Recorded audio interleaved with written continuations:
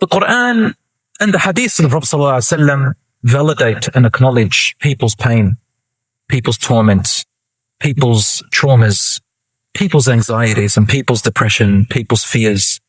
And Allah subhanahu wa ta'ala continuously reminds us in the Quran, do not fear, do not fear, do not fear. How do you not fear? Recognize yourself. So there's something called the 3 R's. Recognize, resilience, repair. I want to tell you and share with you something important here that is both studied in science and psychology and also in our sunnah. The core of our sunnah, the core of our deen teaches us this. How do you become strong after calamities, after adversities? How do you continue to go as a believer after traumas, no matter what they are? You recognize, you learn resilience, and then you repair. It starts physically in your brain. Did you know that it starts physically in your brain? Meaning, Islam has come to teach us through the stories of the prophets that although we are not like the prophets, we can learn from the prophets. Number one, none of us will ever be as tested as the prophets. So don't you worry about that. But we'll get a portion of it. So the first thing we learn is to recognize that whatever has happened to you, whatever traumas, whatever environment, whatever background you have, whatever grief you went through,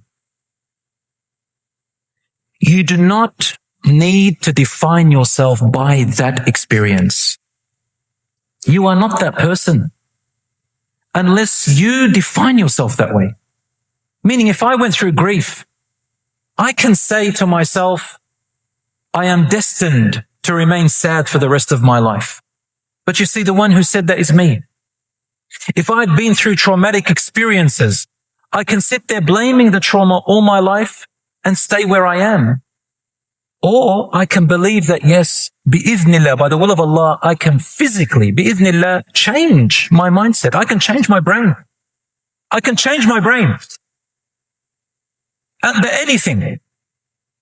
It's something called brain plasticity. You can change literally the brain, bi'idhnillah. Allah has given us that ability. And everything in our deen, the dua, the zikr, the salat, the hereafter, the stories of the prophets, the Quran, all of it tells us you have that power, you have that ability. Recognize that you can literally change the neurons and pathways in your brain by slowly training them to do so.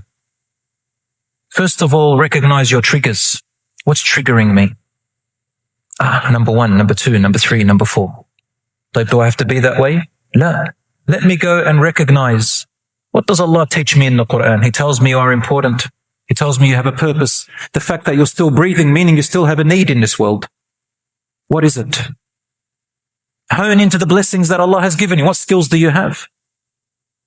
Even if it's as small as a word that you can say, even if it's as small as a little pamphlet that you wrote, of course, make sure you know what you're writing and get advice, not just haphazardly. Something small. Wallahi, Allah subhanahu wa ta'ala doesn't look at the outcome, He looks at your effort. But bit by bit by bit, like little raindrops, they can penetrate through rocks and mountains. My brothers and sisters, when we look at Nuh alayhi salam, we find the test of losing his son forever. We're not just talking about a son or a child who's gone on drugs or gone with a gang. We're talking about a child who's lost both this world and he will never see him in paradise ever again. And the waves came and took him before his eyes, Nuh alayhi salam. So Allah subhanahu wa ta'ala tells you, be empathetical with yourself. You try as a parent to raise your children at the end. If you can't do anything and you try, don't blame yourself and beat yourself over it. Do other things. Look after your other children. Keep going. But at the same time, don't give up. But don't blame yourself so you don't be debilitated. When we look at Nuh alayhi salam's wife, she turned on him and joined the enemies too. But it didn't stop him from continuing. Yes, he grieved. Yes, he cried. And that's okay. The Islam did not come to tell you don't grieve, don't feel the pain, don't try to fight it. But try to add with things that you can do. Why should you deny yourself happiness on the other side? Action that you can put forward to be productive in other ways. It doesn't stop you from doing that. Recognize your triggers and remember that Ibrahim alayhi salam went through trouble with his own father, who told him, get out of my house, and if you stay here, I will stone you to death. لَأَرْجُمَنَّكَ, I will stone you to death. وَهْجُرْنِي مَلِيًّا, get out. He disowned him onto the streets. But Ibrahim alayhi salam did not let the fact that he carries his father's genetics, or that he was born from a mother and father who had this attitude, he did not let that define him. He didn't sit there saying, because my father is like that, I'm going to be like that, I'm doomed. No. He took control of himself and he said, Ya abati, ya abati, ya abati, my dear father, my dear father, my dear father. He would not be like his father. And his words proved it. And in the end, even when he exiled and told him, get out, he said, Sa'astaghfiru laka rabbi. I'm going to ask Allah to pardon you, Dad. And then he said, Inni dhahibun ila rabbi sayahdin. I'm going to go to my Lord. He will guide me. And I've never been unblessed in my dua to my Lord. He recognized who else is there for him. Allah will never leave you.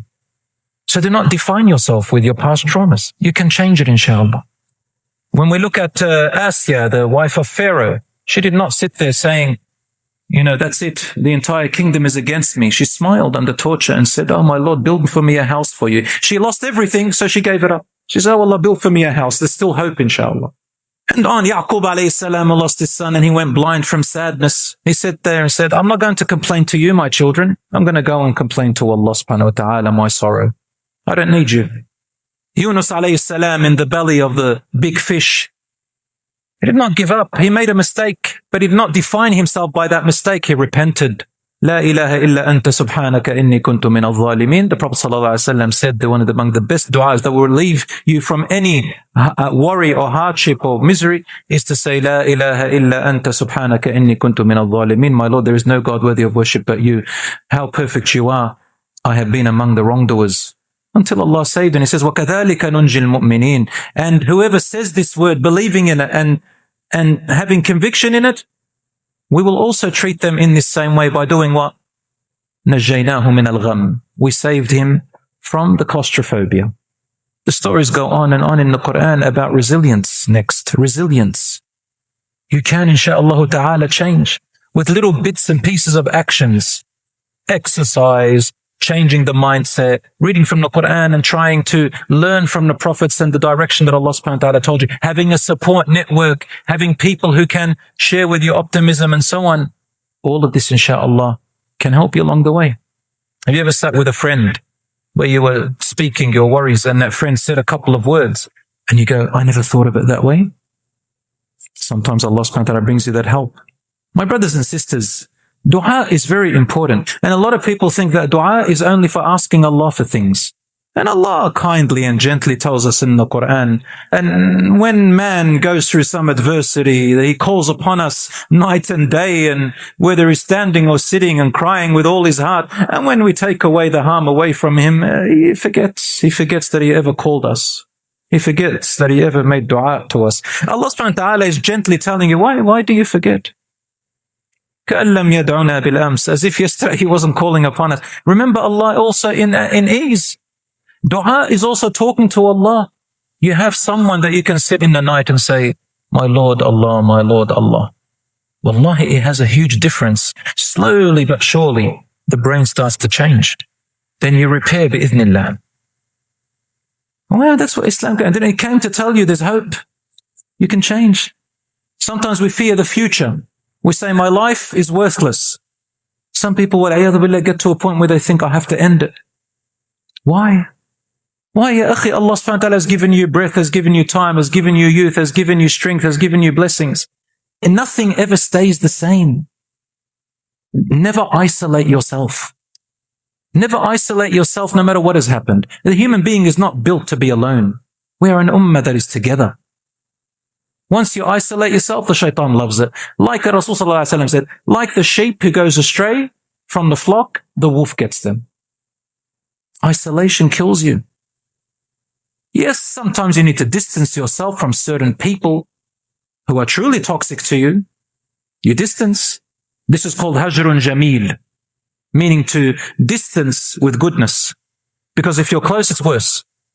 But choose and see which people you can sit with and be connected with, even if it's closer half of the way, who can benefit you, inshallah. That's what the Rasul ﷺ said. احرص على ما ينفعك. Be diligent on the things that benefit you. People, skills, readings, actions, whatever it is. واستعن بالله ولا تعجز. Seek Allah's support and do not give up. Don't become paralyzed. فإن أصابك شيء. But if a calamity befalls you, stopped you from your expectation and your goal and your plan, فلا تقل لو أني فعلت كذا كان كذا. Never say, if only I had done such and such would have happened. ولكن قل قدر الله وما شاء فعل. Say Allah has premeasured in what He wills, He does. There is a wisdom behind it. فإن كلمة لو تفتح عمل الشيطان. For just merely saying, if only, and constantly saying and repeating and not getting out of it, it opens the door for the shaitan. What is the door of the shaitan? Debilitation, sadness, misery, loss, failure. You're good for nothing.